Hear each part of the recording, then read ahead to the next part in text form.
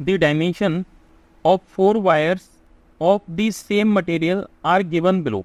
Same material दे रखा है, जिसका मतलब क्या है कि Young's modulus of wire A, इसे मैं लिख रहा हूं Y A, wire B by B, wire C and wire D, Young's modulus सभी के सेम होंगे क्योंकि सेम मटेरियल दे रखा है। In which wire the increase in length will be maximum when the tension is applied, मतलब same tension is applied. अगर आप सेम टेंशन अप्लाई कर रहे हो तो सेम टेंशन से मतलब क्या हो गया, same tension force in A wire, force in B wire, force in C wire and force in D wire, इन सभी में सेम होगा। उसने पूछा क्या है, मैक्सिमम लेंथ डिटरमाइन करना है, मतलब इंक्रीज इन मैक्सिमम लेंथ अपन को कैलकुलेट करना है। मींस डेल्टा एल मैक्स किस में ज्यादा होगा, इन 4 ऑप्शन में से, मतलब ये चारों ऑप्शन अपन को चेक करने हैं। तो सबसे पहले तो मैं क्या कर रहा हूं, मैं यहां पे लगा रहा हूं हुक्स लॉ।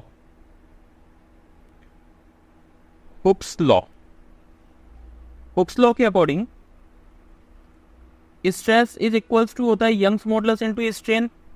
मैं स्ट्रेस को क्या लिख सकता हूं, force upon area is equals to Young's modulus. इसे मैं लिख सकता हूं change in length upon original length. यहां से delta L is equals to आएगा F L upon A into Y. यह देखिए फोर्स सभी वायर के बीच में सेम है, तो क्या मैं इसे ये लिख सकता हूं कि force is equals to constant. अगर ये वेरिएबल होता तो मैं हर एक के लिए कैलकुलेट करता।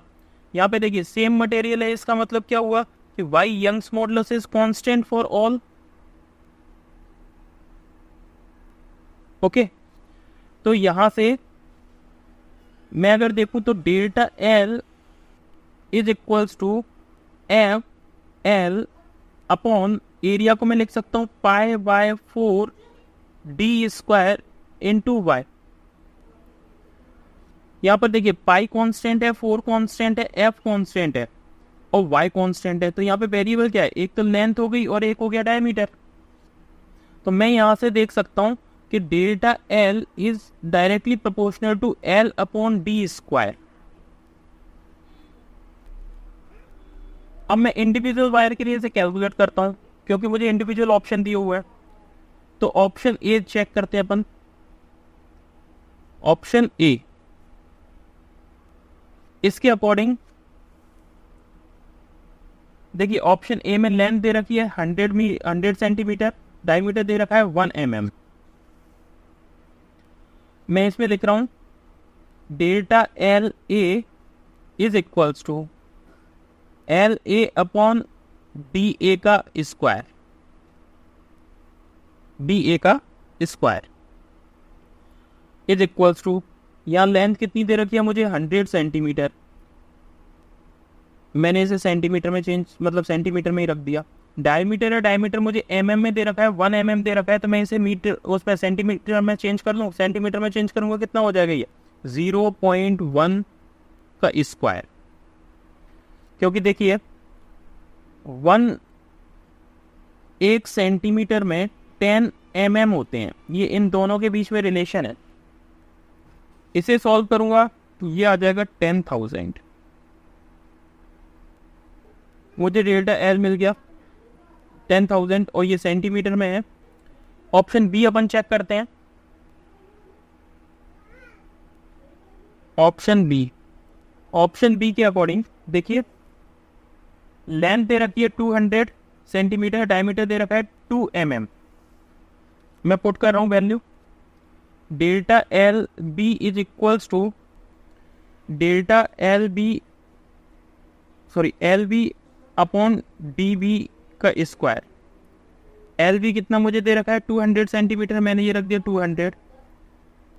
डी बी कितना रख दिया मैंने 0.2 का स्क्वायर, कितना आ जाएगा ये, that is 5000 centimetre. Option C देखिए,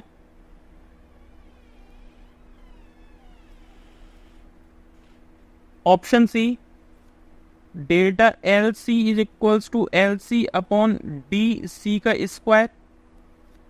या देखिए थर्ड ऑप्शन दिया हुआ है 300 सेंटीमीटर एंड डायमीटर दिया हुआ है 3 mm। लेंथ कितनी हो गई 300 सेंटीमीटर, मैंने 300 रख दी। डायमीटर को मैं लिख सकता हूँ 0.3 का स्क्वायर। इसे सॉल्व करेंगे, इसकी वैल्यू आएगी 3333.33 सेंटीमीटर। ओके, अब ऑप्शन डी चेक कर लीजिए। ऑप्शन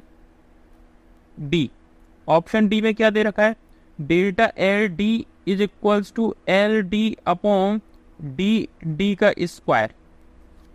फोर्थ ऑप्शन में दिया हुआ है लेंथ है 50 सेंटीमीटर और डायमीटर मुझे कितना है 0.5 mm। पुट कर दीजिए, लेंथ है 50 सेंटीमीटर अपॉन डायमीटर हो जाएगा कितना 0.05 का स्क्वायर। इसे सॉल्व करेंगे तो ये देखिए ये 5 है, 0.5 है, ये 1/20 हो जाएगा। 1/20 का स्क्वायर करूंगा तो ये कितना हो जाएगा 1/400। 400 का जब ऊपर मल्टीप्लाई करूंगा 20,000 सेंटीमीटर। मीन्स ऑप्शन 4 में मैक्सिमम लेंथ डिटरमाइन होकर के आई है, इंक्रीज इन लेंथ। तो option D is the correct answer. तो यहाँ पे देखिए ऑप्शन ए में कितनी है, ऑप्शन ए में 10,000 है, ऑप्शन बी में 5,000 है, ऑप्शन सी में 3333.33 सेंटीमीटर है, ऑप्शन डी में कितना है 20,000 है।